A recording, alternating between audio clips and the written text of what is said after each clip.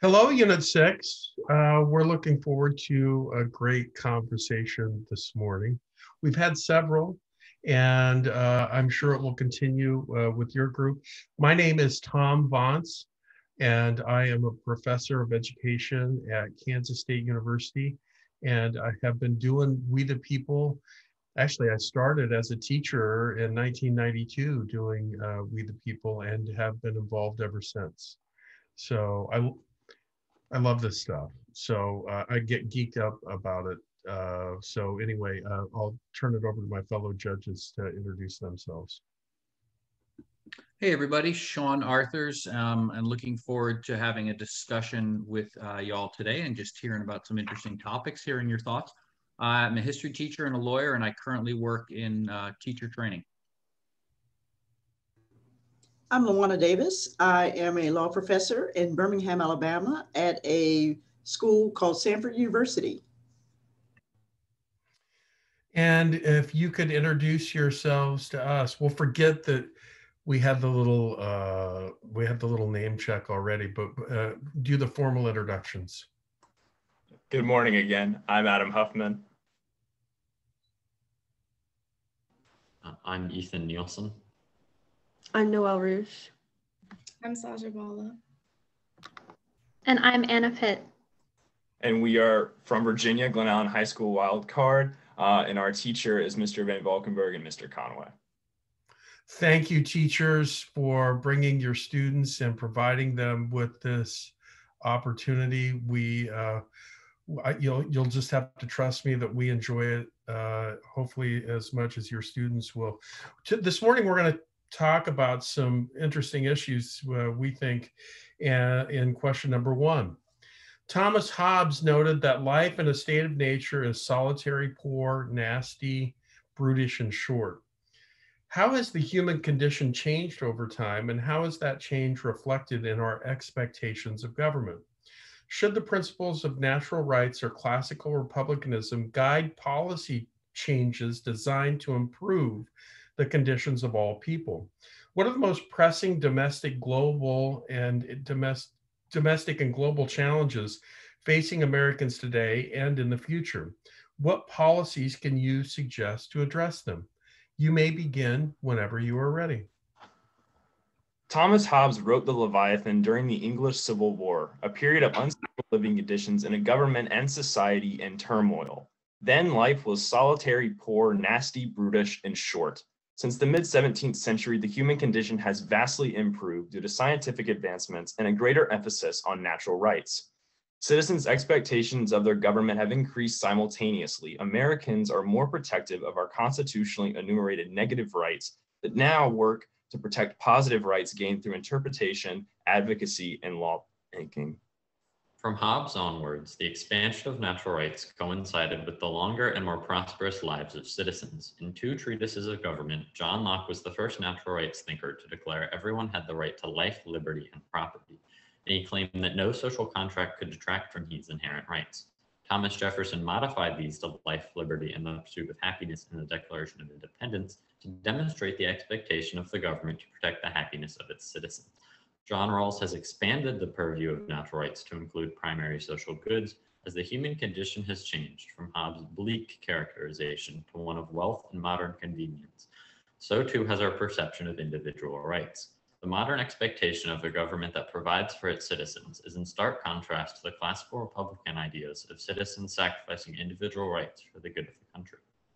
While the principles of classical republicanism are overshadowed by the federal government's emphasis on natural rights and the public good, state governments and localities utilize the common good within their smaller, homogeneous communities. This separation between the levels of government helps address the condition of all American people. Local governments rely on the social contracts of citizens within their counties and cities, creating institutions such as schools and law enforcement to uphold the common good. For example, the national government orders COVID-19 vaccines to be distributed to the states. Then states set guidelines for phases and localities organize appointments and administering sites.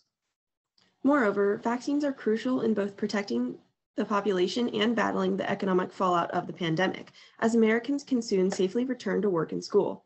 As COVID disproportionately impacts people with underlying conditions, the debate about guaranteeing healthcare has continued. In National Federation v. Sebelius, the court cited the Commerce Clause to justify the Affordable Care Act. In order to achieve the rights to live and pursue happiness, Americans should be guaranteed affordable health care. We propose regulations on companies that produce life-saving medical equipment and medication, like insulin, in order to ensure the prices remain fair for everybody. Additionally, it is crucial to provide adequate healthcare to citizens of all socioeconomic statuses, similar to the Netherlands, as insurance and fairly priced goods would make living more equitable. Globally, the response to COVID-19 varied. An uncontrolled spread of novel strains poses new risks worldwide. Another issue is vaccine availability in developing countries due to large pharmaceutical monopolies.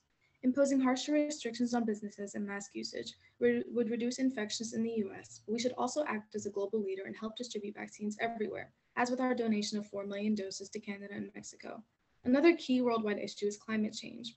Rising temperatures pose a threat to all climates with increased severe weather phenomena, such as droughts that harm crop harvest and water availability. Rejoining the Paris Climate Accord set the example to trust in science and encourage action on the worsening crisis. A valuable step in climate change action includes the implementation of legislation with a focus on reducing CO2 emission levels for major corporations. As the human condition has improved over time, the pessimistic worldview of Hobbes has lost relevance and given way to expanding natural rights beyond Locke's original life, liberty, and property. Though the expectation of the federal government has shifted to prioritize inalienable rights, classical Republican ideals still play a role in state governments through federalism. The interplay between state and federal governments is important in solving domestic issues, and classical Republican ideals might encourage people to work together to tackle larger international issues. Thank you. Thank you, team. So one of the big themes I was hearing was a lot of discussion of COVID and vaccines and health issues throughout your presentation. So let's go there first. After the big Virginia Tech game, right? It's identified as a super spreader event. The governor of Virginia comes in and says, you know what? I'm going to make it a statewide mandate that everyone has to wear a mask anytime you leave your house. And if you do not wearing a mask when you leave your house, you get fined. How would the natural rights and how classical Republican thinking on this, how would they differ? And then if you have any opinions as to whether or not you would support the governor in doing this, please. I think looking at this from a classical Republican point of view is the idea of the common good, that citizens might sacrifice discomfort or sacrifice their comfort and be a little bit uncomfortable if wearing a mask is uncomfortable for you, for the greater good of preventing spread of infection and preventing deaths and hospitalization from COVID. And I think historically we've seen examples of people sacrificing their natural rights for the common good, like with Lincoln suspending the writ of habeas corpus to protect the Union, and also a more modern example post 9/11 where Americans actually agree with the Patriot Act because they valued that public safety over their individual right to privacy. Additionally, under Tandem v. Newsom, the Supreme Court ruled in favor of religious rights and against laws in California that would ban gatherings of 3 or more households. And it shows the government upholding natural rights over classical Republicanist ideals of the past. And to answer the second component of your question, we do support the mandate, the mask mandate in the state of Virginia. However, we don't feel that through classical Republicanism and individuals utilizing the common good, that it is a likely outcome, because citizens no longer are interested in this moment in time in sacrificing their own interests and opinions and beliefs for the greater good of the country. We've also seen that through climate change.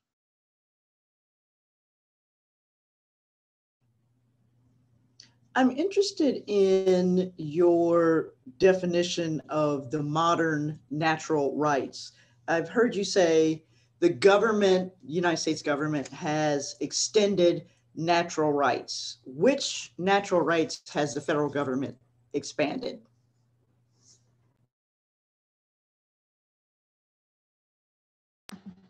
One major example of this would be voting rights, where we've seen a lot of laws in place like the Voting Rights Act or the 26th Amendment expanding the right to vote and the right for citizens to participate in our government by giving a direct age of when people can vote and taking away certain discriminatory practices that would otherwise have prevented people from voting. And I think another natural right that, sorry. Go ahead. I'm sorry. I think that another natural right that citizens really kind of expect the government to provide them with is safety. And this is not only from war and attacks, but also just from a general health perspective as well now. So such organizations as the Food and Drug Administration, the CDC, the Department of Health, and more are really all around to kind of provide a check on these industries and promote safety in our everyday civilian lives. And as we've gained more of an understanding of how these industries can affect our health, our government has reflected these new understandings in these departments by continuing to update them and add to them as necessary.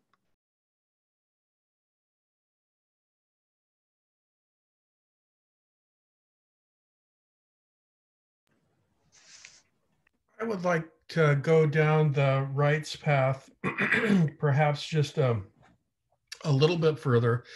Does your expansion of rights include, you mentioned negative rights and positive rights. Does it include, or should it include, positive rights like, I don't know, the right to health care, the right to a decent house, the right to a good job? Should these be considered rights in the United States?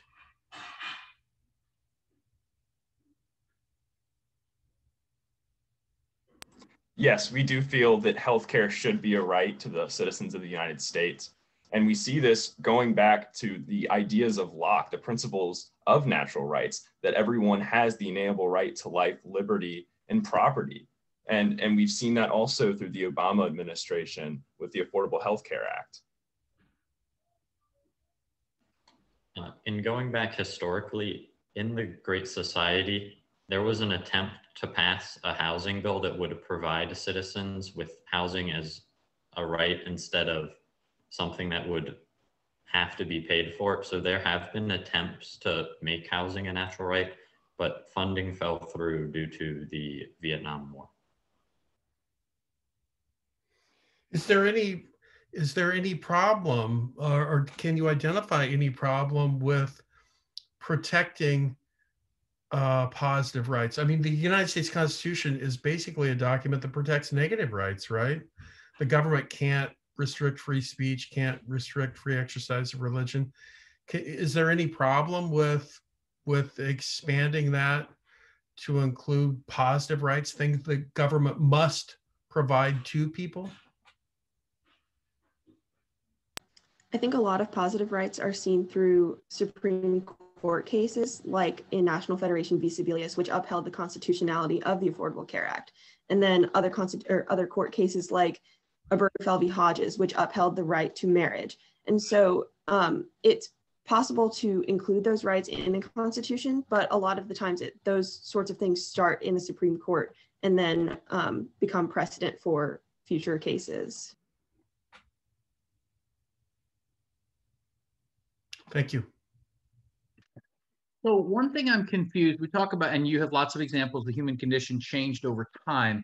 In the last 6 months, even to last year, we've seen racism has now been defined as a health crisis. I'm so confused. How is the human condition? What has happened in the last year? Why is this government? What's the policies going on here? Do rights, the natural rights or Republican rights, have anything, the Republican view on this? Does this have anything to do with why racism is now considered a public health crisis? Do you think that's a good idea, bad idea? Any thoughts on that decision?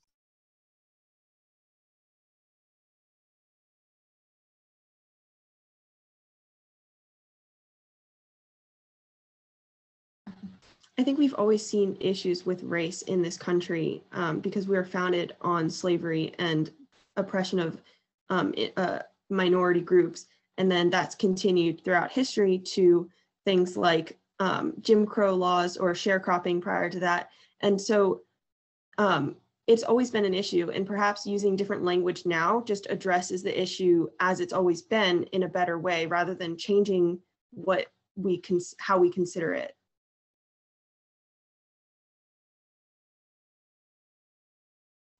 Additionally, citizens have made it, citizens have brought to the attention of the US government and to the world just how prevalent the issue of racism is. Go ahead and finish your thought. I was just going to say, through utilizing their First Amendment rights and the right to protest as well, and going to the streets and going into the courtroom and legislature and passing or advocating for bills such as the no-knock warrants in the state of Virginia, advocating for equality and justice. Thank you very much, Unit 6. A really great conversation. I just want to note a couple things. First of all, the specificity of examples in many of your responses to follow-up questions is notable, commendable, and appreciated. In terms of my particular question about rights, and you know, your stance was a perfectly reasonable one, by the way, and consistent with other democracies around the world, right? The South African Constitution, for example, protects lots of positive rights. Other constitutions around the world do. We haven't had that tradition. Even in some of the examples that you gave, you know, the Affordable Care Act is not a right. It's an act of Congress. And there's a difference between the government doing something. Social Security is not a right. It's something that Congress, that we've decided that we're going to do. Elevating something to a right is something different. And I'm not saying it's bad or good, but it's probably important, especially for this kind of question, to think through. You know, yeah, I do want, you know, education's a great example, right? That's a positive right. And even there, we haven't really ever said for sure that education is a federal right that we all can, it's more of a state right. So I would be careful with that, or think about that a little bit more going forward, but excellent job. Yeah, thanks, team. I want to say the question at the end was not as sharp as it should have been. It's one of those things that I would have loved to discuss with you. There were so many parts to it for hours. But I also deliberately threw it in there to see, like, how are you going to handle a curveball? And, like, could you bring any of the theories, or could you bring any cases? Could you make any connections between, this is the race question at the end as a public, could you bring any sort of new thinking in there? Because I saw you clearly had the mask question teed up and had thought about that and maybe even anticipated it. And so I liked how you did that and went considered both sides of it. I also appreciated the diversity, to echo my co-judge's comments, of your examples. I mean, in the Lincoln and Patriot Act references, where we put the good of all. So some of those were quite sharp, and I appreciated that as well. So good luck in the competition. Thanks, y'all.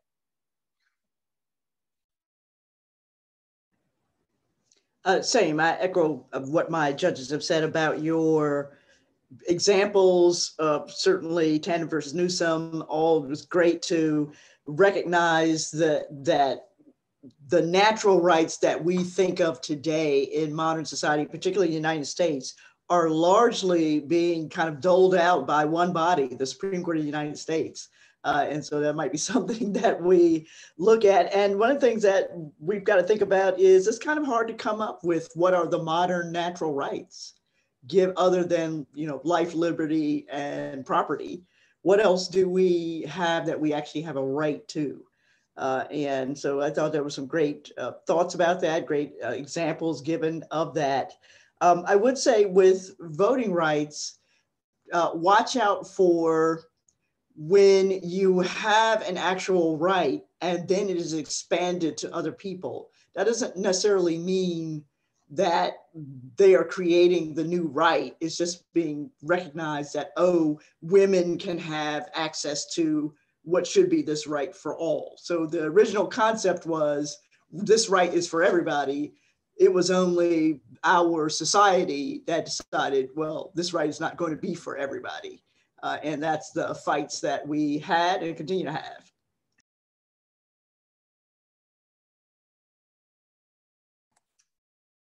Okay, thank you.